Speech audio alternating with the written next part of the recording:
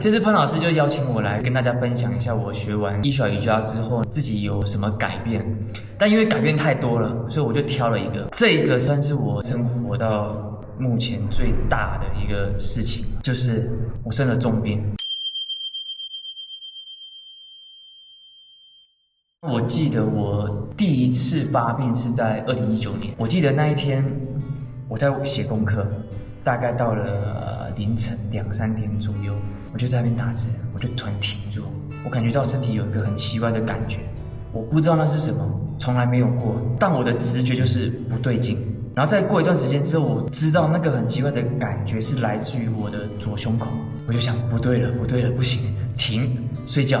那个感觉在我睡醒之后也就没了，所以我就没有注意过它，结果就错过了。其实我现在回看那一次，身体已经给我一次的警讯了，但我没注意到。大概过了半年的时间，结果我的阿嬷去世了。我看到我阿嬷躺在地上，我的姑姑抱着她在哭。我记得我那天是睡在房间的地上，我回去的时候我是跪着，我很紧张。结果第2次病发就在那一天，我觉得不对了，我觉得很怪，就是我的身体怎么会一直来这些情况，而且越来越短。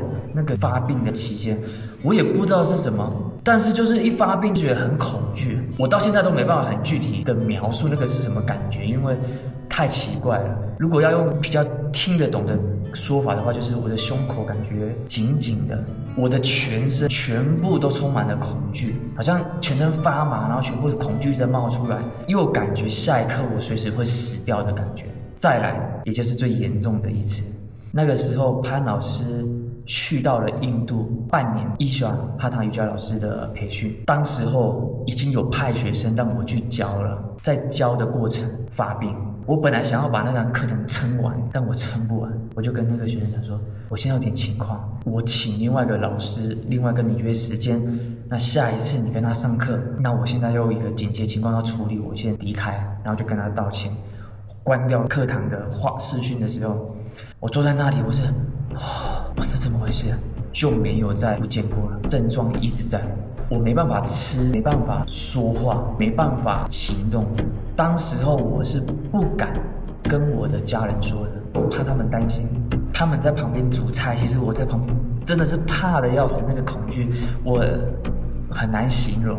最后我偷偷的拿了我的健保卡去医院挂急诊，因为我不知道他是什么情况，所以我也不知道挂哪一科，我就去急诊。急诊检查一轮下来之后呢，没问题，但他帮我吊了点滴。我原本以为是我心脏有问题，但是他也帮我照了心电图啊，什么都没问题，那就没事。但其实我里面那些东西还在。隔了2天、3天，真的不行，我还是好不舒服。我再一次自己去了第2次急诊。这次他帮我照了更深入的什么波我忘记了，就是可以从影像看到心脏的活动，也没问题。他帮我挂心脏科，他叫我直接去专科看。台湾的医院是这样，不管你看哪一科，你要去看之前一定要先量一下那个血压机。我一量，我吓到，我的心率好快，怎么120、130，正常80、70、90算快了，我到120是你剧烈活动、跑步啊、爬山之后才会到达的心率。但我当之后是什么都没做，我开着车到医院，就这样就到120。医生说没问题啊，你的心脏，但是就是心率很快，他就开了1颗降心率的药给我。当我拿到那颗药的时候呢，我不知道我该不该吃，但我真的太不舒服了，我就回家的时候我吃了1颗。我吃完之后我就觉得哇，很舒服啊。但是那个药效过了之后，那个病又来了。我知道那个药没有用，你要一直吃。但因为当时候那个心脏科讲说没问题，那不然帮你转去内分泌科，他要看一下我的甲状腺，所以那个药只是一个过渡。我只吃1颗，我就不敢吃了。之后去到内分泌科，他抽了血之后诊断我的甲状腺也没有问题，他也觉得很怪。他也说你的心率怎么那么高？如果你去了心脏科也心脏没问题，内分泌也没问题，觉得你去一下身心科好了。去了之后呢，确定诊断恐慌症，典型的恐慌症的症状，只是心里的那些焦躁、那些不安、恐惧已经到达了，身体会呈现出那些症状了。我就跟那个医生讲说，我怎么可能有恐慌症？我每天唱歌、开车想去哪就去哪，我怎么可能会有恐慌症呢？然后他就跟我说，通常有这个病的人都不觉得自己有这个病。哦，那这样子的话，我要吃多久的药？他说每个人体质不一样，所以我不能跟你确定。会不会遇到个情况是，那个药越吃越多，越吃越重？这个我也没办法跟你保证。他就开了那些神经方面的药给我，我就拿了那一堆的药，我回家。因为我已经接触了萨古鲁，潘老师就在我身边教了我很多东西。我回家之后呢，我坐在伊耍的女神前面，我就看我到底要不要吃这些药。我的心率很快，我吃降心率的药，但药效一过，它又会再来。我现在吃了这些神经的药 ，OK 了，身体舒服了，但药效退了，我还得再吃。它没有治疗到我的根本嘛？当时我的感觉是这样。那我的根本是什么呢？一定是我的生活出了什么问题，所以我想从我的生活去改。我坐在那里开始回想我以前的生活，我到底从以前到现在我是怎么过的每一天。我看到在19年之前，其实我早就已经是不开心的，因为当时候我有一个很想要解决的问题，我一直解决不到。当时候我又非常的执着、固执，直白的说就是很笨，就是我很想解决这个问题，我就只想解决它。他解决不了，我就要硬来，所以我所有过去的生活全部都是硬，很强迫的。但那个问题现在就是解决不了，但我不愿意接受，所以我越过越没自信，我越过越绝望，绝望到是我感觉我的生活好像是被生命推着走的。我就想啊，我还这么年轻，20几岁。就现在这样子怎么办啊？我后面还有那么多日子要过，但是我真的又很绝望，我觉得没有任何希望了。当时这样吧，至少我的人生有一项成功啊，我的事业成功，能够回馈给我的父母就够了。到他们离开，我差不多也可以离开了。当时就是真的是这么想的。结果我的生活，我看到我就越来越孤僻，越来越多恐惧，然后好像活在世界的一个角落一样。我举一些例子，就好像家人想要约出去看电影，我说我载你们去，你们上去看，我在车上等你。妈妈想逛街，我想要载你去，但是我真的不敢下去逛，我载你去，我在车上等你。我其实不是一开始就不愿意跟家人下去逛街看电影，而是太多次了，我一到人群，我的手会发抖，会冒冷汗，很不自在就对了，走路走得很不自在，因为我很执着那个问题，一直没办法解决。一旦这个没办法解决，我就觉得我自己很烂，我是一个很不好的人，而这个东西太强了，强到是我去到人群，我觉得每一个投来的眼光好像都在告诉我啊，你真的很烂，很不好，我不屑跟你在一起，我不喜欢你。所以回看我过去的生活，我才发现原来我没有好好的过好我的生活，没有好好的对自己，永远是在批判自己。哎呀，我说这个想哭了，我的天啊！所以我现在会有这样的疾病很正常啊，我还以为我自己没事，事实上我就是应该有这样，因为我对自己太差了。我就会逃，我会回应，但是我眼神永远不敢直视对方，因为我一直视我就很没自信，想要尽快的断掉交流。但是之后慢慢的发展到是我的朋友邀约我不去，甚至他们邀约的时候，我都会先问他们约在哪，人少一点的地方，我说 OK 那去，导致开始有一些场合不邀约我，而我不敢跟别人交流的那个东西，慢慢影响到他们觉得我对他们是不是很真心的。台湾说的就是龟毛，很多规矩，很多原则跟我这个人相处，我自己也感受到，同时我自己也真的越来越抗拒去外面，所以我开始主动推了全部活动。最后我的人际关系就是我没什么朋友，他们没有邀约我，我可以自己一个人待着，不用去人多的地方，我应该开心啊。但事实上我是更不开心，因为我觉得对，现在连朋友都不找我了但我又知道他们不可以找我，他们现在找我，我又不去，所以我就又怎么绕回，就是为什么这个问题就是没办法解决呢？所以我一个人的时候又一直被这个问题给困扰着，痛苦。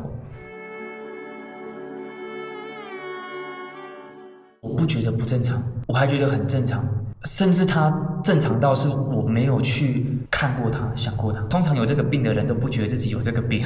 第一个是我从来没有接触过心理方面的内容，第二个我觉得只要这个事情没解决，我就应该要不开心。我当时看到别人笑得很开心，我心里面都会有个嫉妒，就是你们的人生是很顺遂的，你们想要什么就可以得到什么，即使说你现在得不到，你可以通过努力去得到你的东西，但是我的是，我不管再怎么努力，我再怎么做，我都得不到，解决不到，我该怎么开心呢？我真的不知道该怎么开心。当时候那个解决不了的问题是什么？我忘了。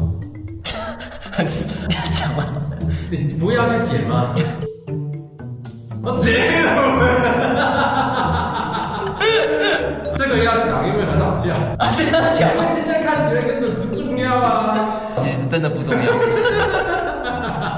那我后来决定，我要改变我的生活，我不吃药。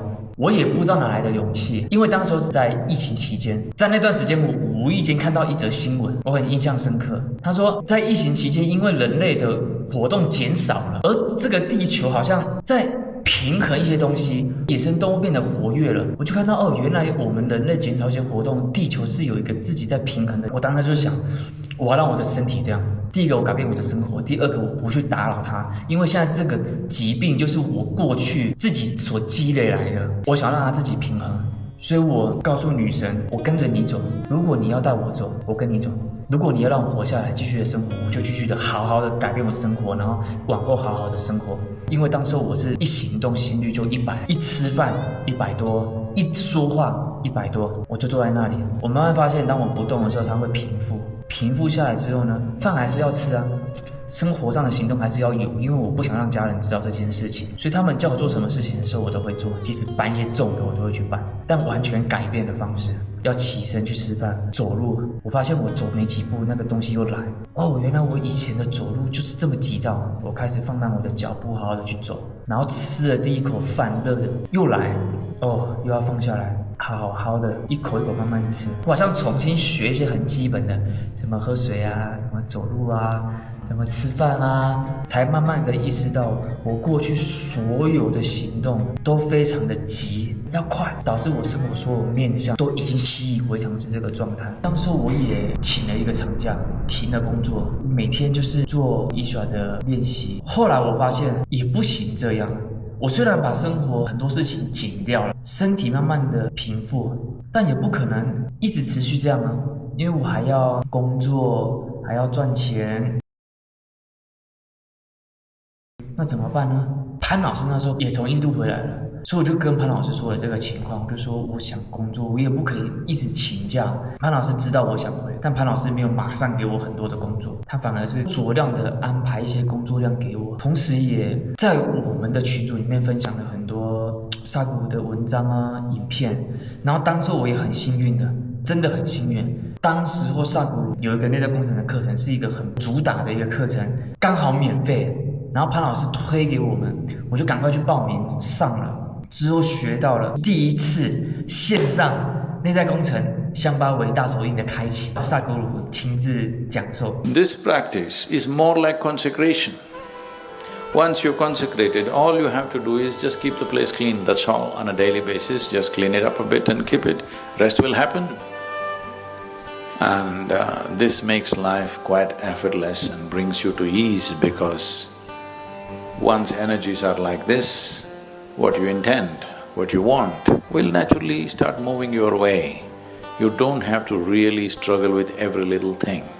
It gives you the freedom to choose today how you want to be. 有了这些工具，潘老师也会额外的让我早上5点半跟着他起来做一个咕噜布甲的练习。然后当时我上内在工程呢，因为里面的内容其实对我来说是第一次接触，完全是跟我以前生活看事情的角度很不一样的，所以很多事情我是不明白，然后很多问题只要有时期潘老师在就问了。本来我们预计多少时间，定好时间好像半小时还是1小时就要结束了，我每次都问到2个小时、3个小时。同时，无论是在教学上或者是生活上我不开心的事情，一旦问潘老师，潘老师都会重新的把这些情景带到内在工程里面。如果再一次，我们会怎么样重新面对这些情况，让我一次一次的更了解内在工程在说什么。所以就是因为当时候每天有这样安排的练习，又有这样团队的气氛，跟潘老师有这样深入的交流呢，我就慢慢发现我的症状是一天比一天还要低。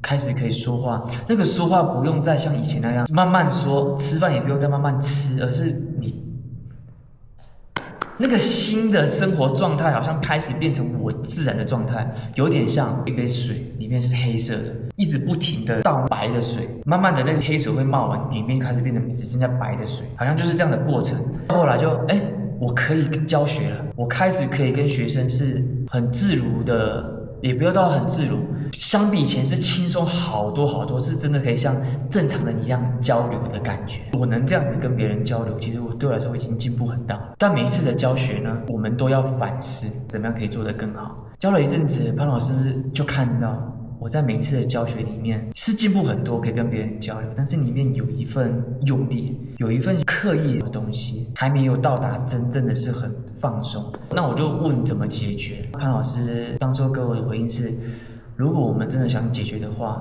你需要来广州一趟，能更了解我整个生活状态是怎么样子，就能够更容易找到那个根源怎么解决。所以潘老师就要我去到那里，但你知道这显示什么吗？我以前是人群的恐慌哦，比如说我要买一台电脑，我网上挑好了颜色、型号、规格，打电话去，我要买这个型号、这个颜色，有没有现货？有，好，你帮我打包好，我去，我马上买。他说好，挂完电话开车去，交完钱拿着我就走人了。我都是这样子，就很避开所有人群。在这样的情况下，我现在要去到广州找潘老师，所以我要自己一个从台湾搭大众运输，坐飞机，再到我一个根本没有去过的地方，然后转高铁、转捷运。当时候我家人竟然没有留我，以前不是可能会说不好吧，这么远危险吧，这次就说好。当时我妈妈是说，第一个我对你们老师很放心，第二个是我觉得你也该突破一下，因为这个对以前我都是在家的，他们也看到这个，他们其实担心，就是你都在家，你可以自己生活吗？他们不放心。第二个就是你交不交到女朋友，又没有什么人际关系。第三个就是你有没有足够的抗压性去面对外面的社会，就是很不放心。所以当下一有这个决定的时候，我妈妈是说她当然会担心，会不舍，但是看到我需要，我妈跟我爸说去吧。去了呢，这是最神奇的。如果这个行程早一点来的话，我肯定怕死。但是他来的刚刚好是时候，因为前面已经有刚刚讲的很长一段的经历了。到启程那一天，整个过程非常非常顺利，根本不用那么担心。所以我就很顺的走到了广州，在广州女朋友就来接我，然后她就很惊讶说：“你真的走来了啊！”我补充一点，决定来到广州呢，而且是自由行的方式。我哥哥跟他的女朋友都是非常惊讶，他说：“你完全不想走进人群的，你第一次出国你就自由行啊？”他说他们都不敢，因为他们出国都是跟旅行团有导游安排好这一些，办好所有文件，去到就有人带着你走。但我第一次就自由行，他们是非常惊讶。这就是实修的开始，因为以前很长一段时间对我的帮助非常大，因为他从我一个完全不敢到愿意尝试，但那个阶段比较像是头脑方面的成长，面对不同情境的时候有不一样的思维方式，所以整个人里面内在开始改变。但现在当我去到广州那一刻，它的变化就是开始要从头脑的概念慢慢到真的应用到实际生活，去面对那些更大的情景。我的女朋友是一个很爱玩的当时，但是她知道我其实是不敢走出去的，但她又很想出去。她每次就说我们去逛个街好不好？我就说逛街，好，我非常感谢。她告诉我你不用怕，我会陪你，我们去逛街。逛的时候呢，那些感觉出来了，我手开始抖，她感觉到了，她抓着我的手，告诉我说我在。你不用担心，我会陪你。一次一次，我开始可以逛街，去到电影院看。第一个很大的突破，到后面去到了潘老师身边，哇，那个是一个很精彩的过程。我到广州经历的那些事情，去到潘老师身边，也不过5天的时间，代表我在中国大陆也只待了第5天。潘老师就突然来了一个消息，就说：“我带你们去大理玩。”我说：“好啊。”现在是上午5点半，我们早就做完瑜伽，现在准备去大理了。现在吃早餐。臭屁！毕竟现在是几点了？2点多。早上2点多。你为什么要起床呢？做个练习啊。为什么这么早要起床做练习啊？因为今天6点要出门。做个好像很困的样子。但是我们钱不够，他就说没关系，住宿吃的我帮你们出，但我有个要求，你们要帮我带小孩。然后我就说，哎，这有什么问题？小意思。还没说，还有一个，就是他说我当做女朋友，你自己来我家，我们煮一些饭。然后阿斌呢有另外一个工作，就是你帮我去到潮汕，带我的老婆来到广州。我说潮汕在哪里？就是你可能搭个捷运转个高铁再转个那个计程车。我说哇，第5天我什么都不懂，好不容易从台湾经历这些到广州可以休息了，又要再一次这个经历，我就但当时我已经明白一个道理，就是我不能逃避了。我说好吧，然后我就整个过程是这样，很苦着脸的，然后一样启程，看哪里指示，搭了捷运之后再转了高铁，就又到了。我这个过程还蛮顺利的，好像是一件很小的事情，但我就会回看对比我之前那么大的反应，我就会觉得有点好笑。再来到了之后呢，开始每天跟着老师一起练习，这都没事，这都还好。最烦的，这是最讨厌的，坐下来吃个饭，气脉净化。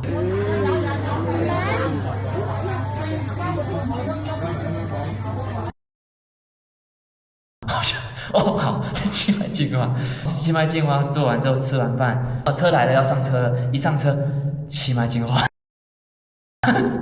每天你就是时时刻刻你可能很开心做一个事情到一半，气脉净化，气脉净化，气脉净化，或者是或者是香包围大手印。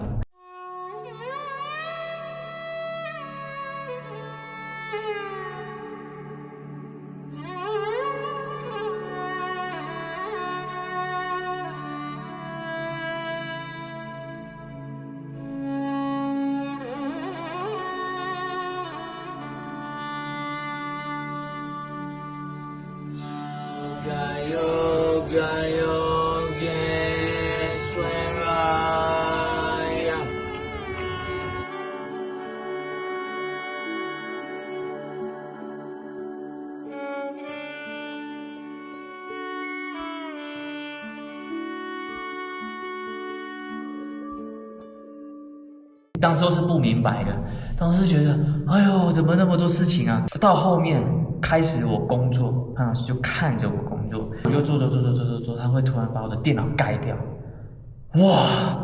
我气的，我是非常生气的，就是奇怪，你不是要我赶片吗？你赶片，你为什么要盖着我的电脑呢？盖着我的电脑之后要我去干嘛？你们知道吗？扫地、洗碗、整理这些。我说。你为什么要我做这些？然后我如果做了这些之后，好，我去做完之后，你要跟我讲说你的片呢？怎么这么久？我就你知道吗？我后来才发现，他没有直接跟我说那个问题，我是意识到，我就做。潘老师只问我一句：“你有没有在呼吸？”然后我就突然停下看一下，哇，我是憋气了，我全程是憋气的，已经跟着潘老师学习声音很久了，所以明白憋气代表你身体是紧绷的。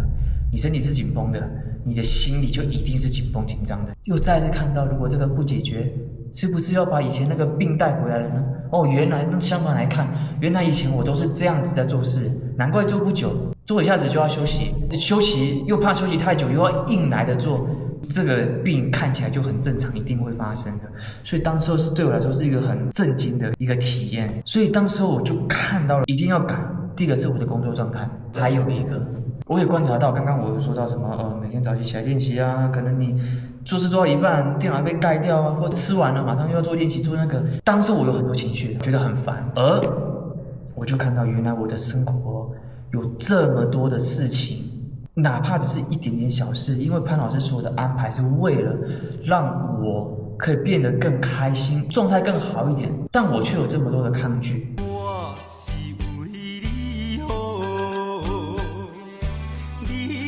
敢看落风然后当时候我也早就已经明白，内在工程说的情绪是自己的责任，更准确的说，我的人生100%是我自己的责任。所以我就看到哦，原来我这么容易就因为这些事情有情绪，那我以前的生活肯定也是啊，任何事情都会让我心里不舒服，没有说出来，生活里面有很多的压抑。这怎么说好？透过这些事情呢，我就一次一次的看到，让我有机会学会去面对我自己内在的情绪。还有我们去到之后，潘老师还自己花钱再买一次内在工程，带着我们一起看，看完每一集都跟我们坐下来讨论，学到什么，看到什么，针对我们看到的，带我们看到更深度的东西，又花了很多时间。然后每天早上一起做练习，会做乌帕瑜伽。未来潘老师会想要每月开的乌帕瑜伽就是这个。当时我们每天都会做的唱诵，然后早晚各一次的香巴韦大手印，还有早上一次的 Surya Kriya， 像这样的练习，每天潘老师陪着我们做。有时候我们团队老师自己也会组织一起进行。Shiva Shiva Saraswaraya。 做完练习之后开会，每天就是这样一直进行着，不知不觉在这过程中一直成长，慢慢的发现，很神奇的就是我越来越自在，就明白了一个道理：当我们面对这个事情有恐惧的时候，我以前的反应是我会走，我不喜欢搭大众运输，那我就开车，这就是我以前的生活。但我发现完全是相反的，你不喜欢搭大众运输，你喜欢开车，那不好意思，你要搭大众运输，你要去面对那一份恐惧，那一份不想。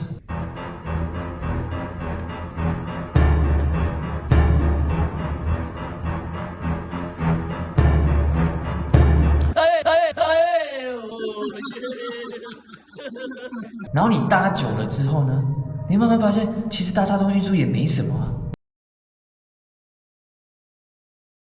然后你就慢慢突破了那个界限，本来让你很恐惧的东西，慢慢到没什么，我的自在程度就变高了。哦，对，我补充一点，我刚刚讲了很多潘老师很像很严格的东西，当然不是，也有很多很有趣的。带我去喝酒，这次带阿斌来吃酒店自助餐，我本来想跟他喝酒，结果他叫了苹果汁，但没办法了，你开心就好，干杯哦！不行。我跟你说，我去盛一杯酒，我去盛一杯酒。等等，先喝这个。可以再续一杯吧。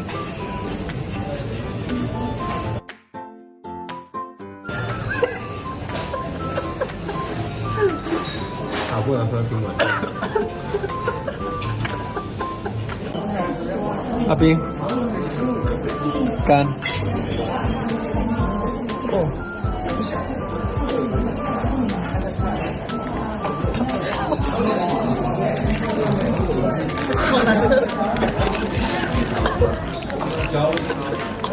帮阿斌试一下这个酒可不可以？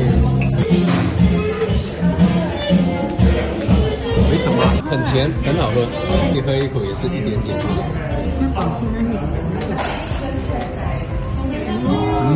就係我哋想要嗰啲嘢啦。阿斌，你可以慢慢喝啦。我受得了的，他都顶不住。最有印象一次就是潘老师带我们去谈生意啊。潘老师一开始讲的好像很正式，我们要谈一个合作，就看能不能成。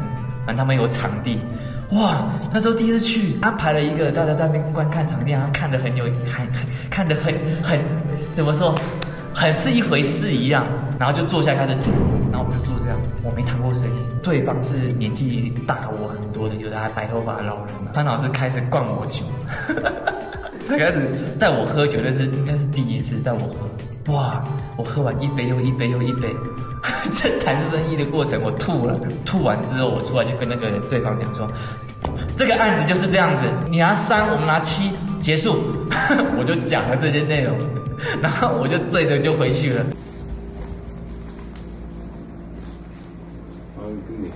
你看，请你喝酒还要最后照顾你啊，上辈子欠的。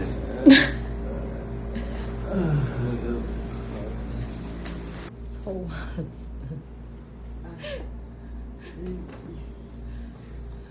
盖被子，盖被子。隔天，潘老师说：“你知道那个对方讲说，这个年纪这样子谈话，蛮厉害的。”我就说：“真的假的？”我已经醉了。然后谈到最后，潘老师跟我讲说：“其实我根本就没有想合作，纯粹带你们去体验一下而已。”隔天他们还想跟我们谈。然后潘老师还没有跟我说，其实只是带我们去体验，所以他跟我谈的时候，我是很认真，我就说，要不然这个案子这样怎样吧。我酒退了就变成这样，但是那时候我酒醉的时候，我其实是很讲的，但我醒了我就变成这个状态。潘老师马上私讯我，你小孩子啊，你这样子讲话不行，大了一点。我就说，这个案子我们现在这样，你们安排一下吧，就不然会变成这样子。然后安排了一轮之后呢，我们还在想海报可以这样子那样子做。潘老师就跟我们讲，没有，这案子我们就体验一下就好了，不需要太认真。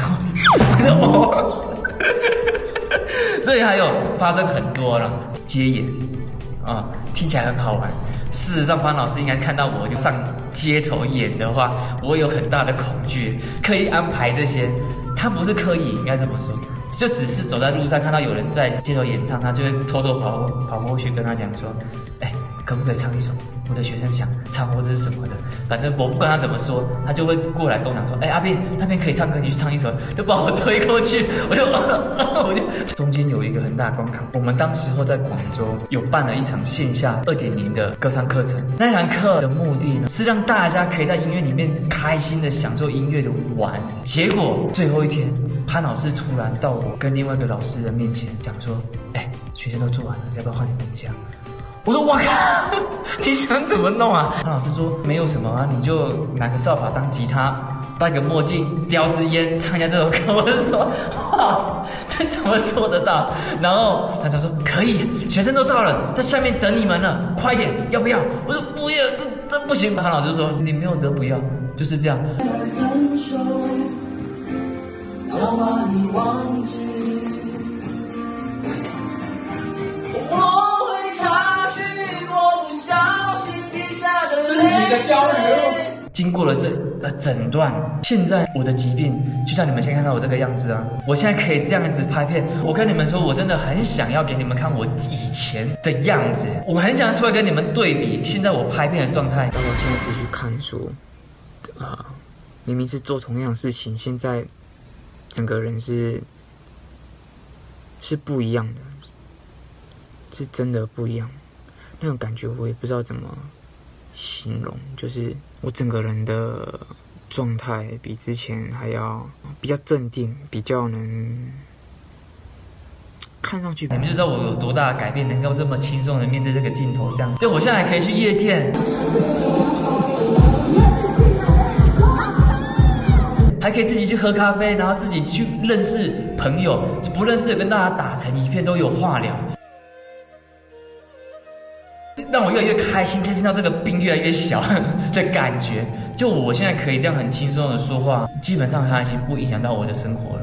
而且非常关键哦，我是没有吃药的，我全部整个过程我只吃1颗，剩下都没吃了。再来我回到台湾，我的亲朋好友都吓到，那黄斌怎么变了一个人？我有个阿姨，她的小孩曾经有心理的疾病，她是吃药的，而那个阿姨就来问我说：“你做了什么事情？你以前也好安静好过，为什么你这次回来你怎么话这么多啊？这怎么变得很轻松很自在？”我就跟她分享这些内容，她就想要叫她小孩去学。我的哥哥、他的女朋友、我的爸爸、我的妈妈都跟我讲说：“你怎么了？以前出去玩，你第一个问的就是去哪里？人多不多？人多我又不去。”他说：“你这次回来你干嘛？自己看电影，自己去吃饭，自己去逛街，自己去买东西。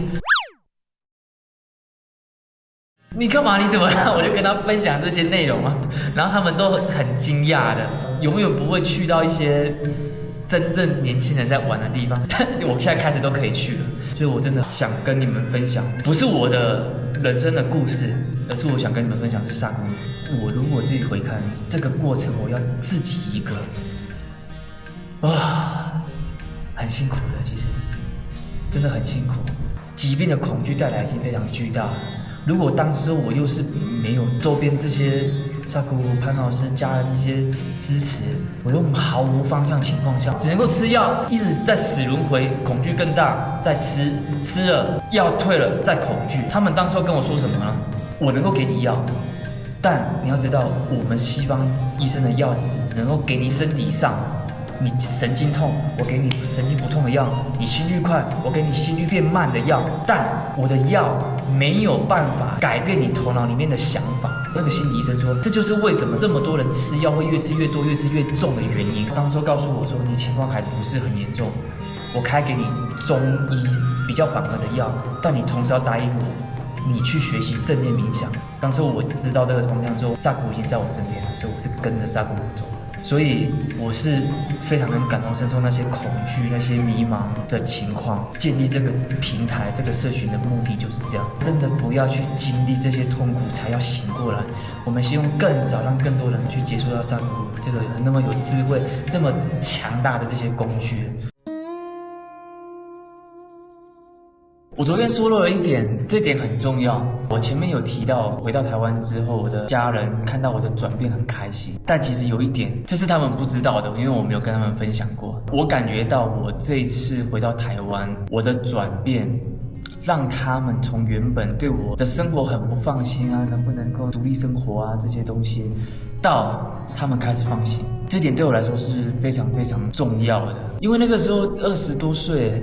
如果还要让父母一直担心自己的儿子，我觉得是一件很奇怪，也是一个很不孝顺的一个事情。所以看到他们这个转变，对我来说是非常重要的。后来有一次，潘老师去到台湾，住在我的家里，然后我的父母就在这个机会就开始跟潘老师聊了很多，了解了半年的故事，开始对萨古鲁、对伊爪有很大的兴趣。然后潘老师就开了一次的课给我的家人。那最让我惊讶的是我的爸爸，我的爸爸就告诉潘老师说：“这半年教我儿子这些瑜伽到底是什么？我看他每天回来，早上下午就很固定在练习，然后练习的时候又不可以跟他讲话，到底在干嘛？”潘老师就跟我爸爸讲说：“叔叔，不然这样，我开一个免费的课给你，你来体验玩一下。”我爸爸就说好。不止我惊讶。因为我爸爸是一个很固执的人，因为我知道有这些练习可以让我们每天的状态可以变得更好，就自然而然不希望身边的人去借由一些烟啊、酒啊，而且又伤身体，就很想推荐给他们。然后那时候跟爸爸分享，他又很固执，就说：“不用，我这样就 OK 了。”结果那一天他竟然就是跟潘老师说好，很难想象他们学完了 Surya Kriya， 我的家人到现在每天早晚都会进行3个轮回。3个轮回啊！一天轮回3次啊！不然怎么说3回合啊？3回合的3回合的 Surya Kriya， 都是你，我马上要去轮回。然后在同一年的年底，我的家人一起参加了内在工程线上的课程，一起开启了香巴韦大手印，所以他们现在每天早上都做了3个回合的 Surya Kriya 跟香巴韦大手印，已经持续了到现在。那我的妈妈也感受到了这些瑜伽带给她的好处，因为我家里刚好又开幼儿园，她觉得如果我能把萨古鲁这些内容放到幼儿园里面，会是对小孩一个很大的帮助。因为我妈妈常说，小孩的童年只有一次，那如果要对小朋友好，谁要好呢？老师就应该要好。潘老师在后来也开了福彩，然后潘老师后来也开了一个一样免费的乌帕瑜伽给我们全员的老师去练习。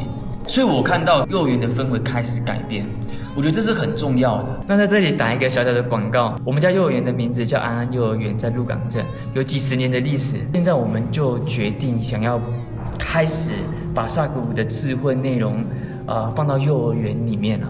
如果大家有兴趣的话呢，可以来看看，来玩玩。同时我们最近从旧园搬到了新园，很漂亮的，全部重新设计过，整体的氛围是非常好的。那我们从旧园搬到新园的目的，就是希望可以让孩子在一个更大更舒服的空间去成长。所以大家如果有兴趣的话呢，可以来看看，来走走，也可以带小朋友来感受一下。那我们今天就讲到这里，拜拜。